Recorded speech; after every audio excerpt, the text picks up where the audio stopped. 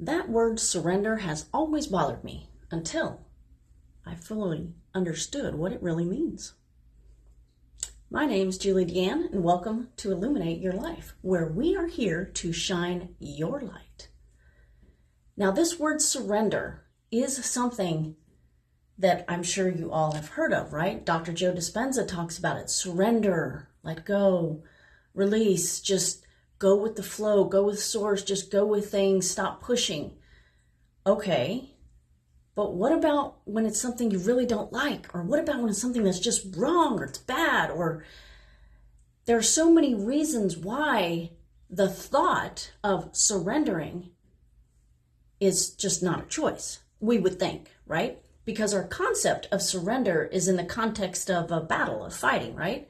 Well, the way that I have recently come to understand this word, and now I fully embrace it and appreciate it, is that surrender truly means releasing the push energy, right? The pushing against, or the pushing to make it happen, right? That's another form of push energy. Either you're pushing against something or you're pushing to get it done.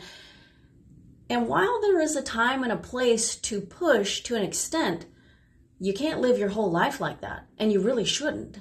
Everything is a cycle, and everything is, again, about balance. So when we talk about surrender and releasing the push energy, what we are really doing then is embracing the flow and allowing ourselves to embrace other perspectives and possibilities that then allow for alchemy to happen. We become the alchemists, and we can shift and transmute and change that push energy into moving with whatever it is that is happening in our lives, but shaping and melding it, integrating it, and then re-emerging,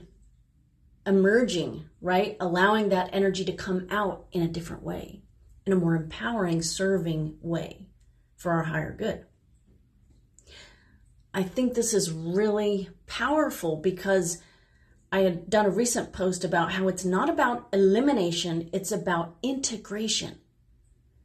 Because when you think about it, if all of creation is here and we are all emanating from the same source, right? Just like rays of the sun, we all come back to the same core, then we are all one. It's unity consciousness.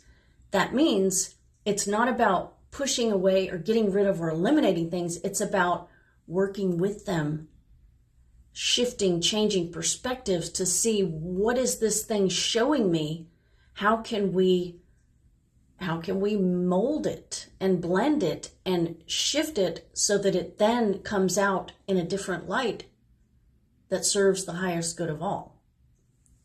So by shifting our perspective, then you can become the detective in your life, the detective of your own reality, and then choose something new. So when something negative is happening, instead of pushing against it, you get curious. You say, wait, what is this thing? Why is this happening? Or why has this been happening?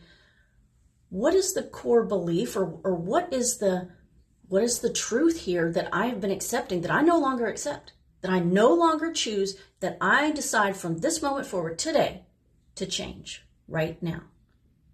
That's the first step. You become aware of it. You decide to change it. Then you have to choose. How do you want to change it? What are you replacing it with?